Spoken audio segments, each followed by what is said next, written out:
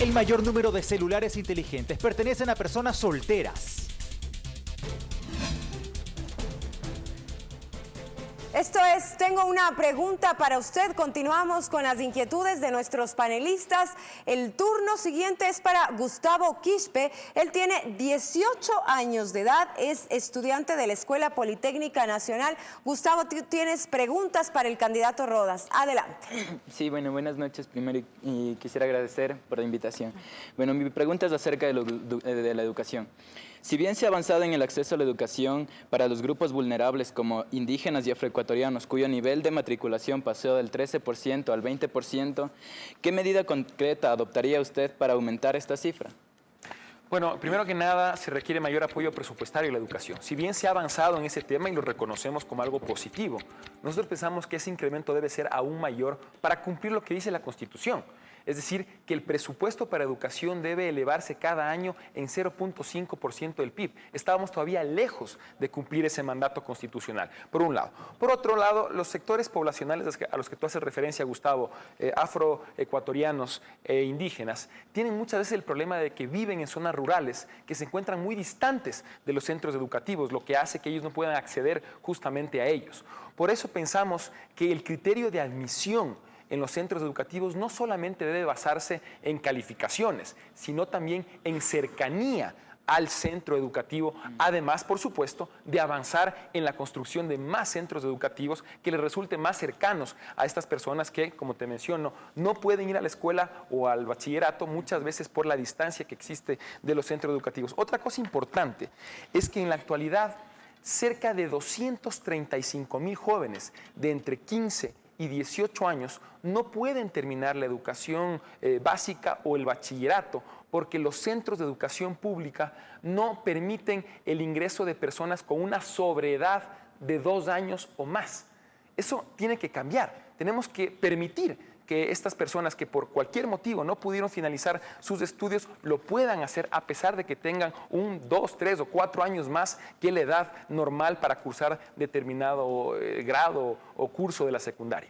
Tiene 20 minutos para contestar otra pregunta. 20 segundos, mire, yo ya le estaba dando minutos. 20 segundos para contestar otra pregunta, pero también hay que tomar en cuenta el tema de la distritalización educativa. Aquí en Quito se da precisamente aquello de propender a que los estudiantes tengan sus centros de estudio cerca del lugar en donde habitan, ¿no?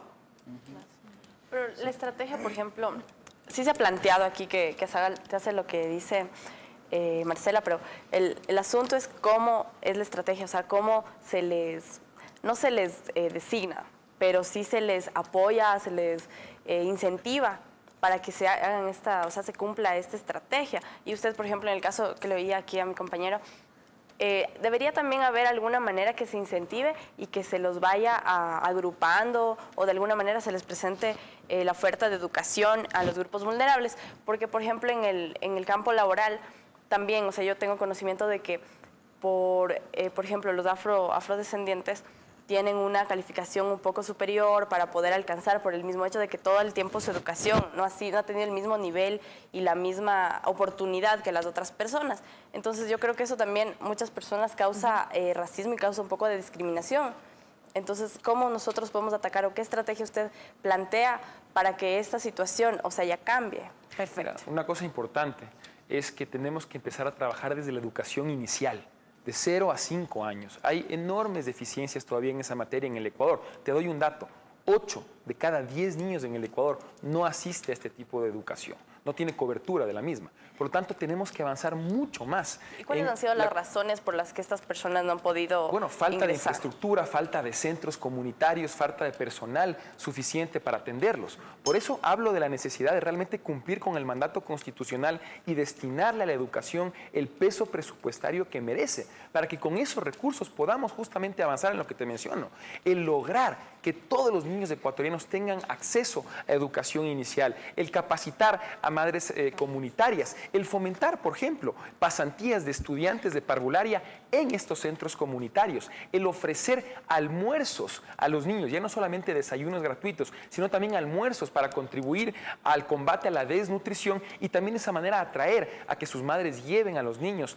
a este esquema de educación que es tan importante, porque nosotros ahorita estamos hablando de educación superior, hace un momento, pero nos olvidamos que para lograr que todos los jóvenes ecuatorianos, por ejemplo, pasen el examen de ingreso y logren estudiar lo que siempre quisieron, cosa que yo creo que es un derecho que debe respetarse de manera absoluta, debemos empezar también a trabajar desde la raíz, desde la educación inicial, la educación básica, para ir formando no solamente niños y jóvenes con habilidades en matemáticas, en lenguaje, sino también en conciencia ciudadana. Vamos a formar ciudadanos críticos, responsables, con conciencia cívica, y eso viene desde la educación inicial. Te debo a ti tu repregunta, dale. Sí.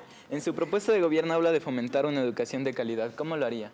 Bueno, hemos mencionado ya algunos de los mecanismos para hacerlo. Yo creo que es fundamental fortalecer el esquema de evaluación de rendimiento de los estudiantes para saber realmente qué tanto están aprendiendo. Poder identificar cuáles son las escuelas, por ejemplo, en materia de educación básica, con mejor desempeño, detectar buenas prácticas que puedan ser replicadas en las demás escuelas. Debemos dotar de tecnología suficiente para estas escuelas, capacitar de forma adecuada a los maestros, apoyar a los maestros. Los maestros requieren nuestro respaldo, cumplen un rol fundamental en el Ecuador. Vamos a apoyarlos con más decisión. Y también creo que es importante, perdón, Marcela, es importante también señalar eso, solamente, ¿no? Marcela, algo importante. Y creo también que es necesario fortalecer los esquemas de educación a distancia, que representan una herramienta interesante, novedosa, económica y que, por cierto, Gustavo, nos permite llegar también a los lugares más remotos, justamente donde se encuentran los grupos vulnerables que tú señalabas. Varias inquietudes. Se ha apoyado, por ejemplo, a los maestros en este caso. El tema, por ejemplo, de la falta de acceso a la educación es un tema coyuntural. Tal cual puede ser la inseguridad, el tema del poco acceso a la salud y demás. Es decir, este problema no empezó en este gobierno ni se va a acabar en este gobierno. Este problema no empezó con el gobierno anterior y quizá no se acabe con el próximo. Es decir, es un proceso que se va dando poco a poco. ¿Se ha avanzado, creen ustedes? ¿Cuál es su percepción al respecto? Y tienen varias inquietudes. Sí, yo creo que respecto a la pregunta que se está planteando, sí es necesario que enfoquemos el problema de sistema como tal, ¿no? Y empezar por un tema, o sea, la educación. En general, nosotros estamos estudiando desde la educación inicial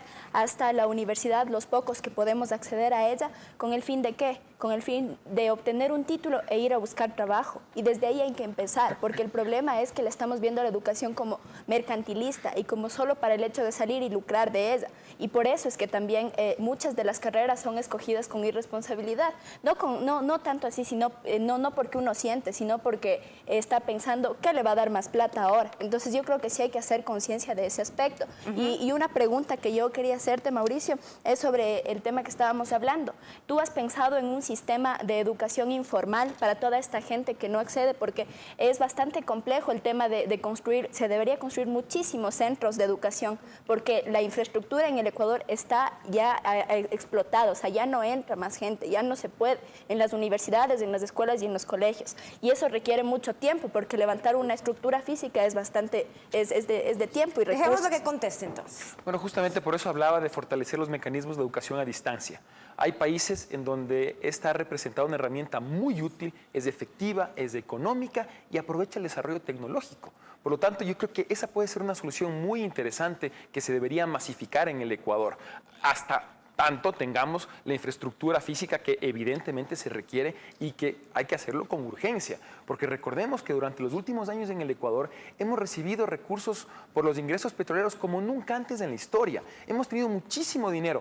Parte se lo ha invertido de forma responsable, pero una gran parte no. Una gran parte ha ido destinada a alimentar el gasto corriente, gastos innecesarios como el multimillonario rubro de propaganda gubernamental, que representa algo irresponsable en un país con tantas necesidades de materia de educación, de salud, de vivienda como el Ecuador. En ese sentido, creo yo que debemos reorientar el gasto público a las verdaderas necesidades del Ecuador. En eso consiste la construcción de un gobierno responsable.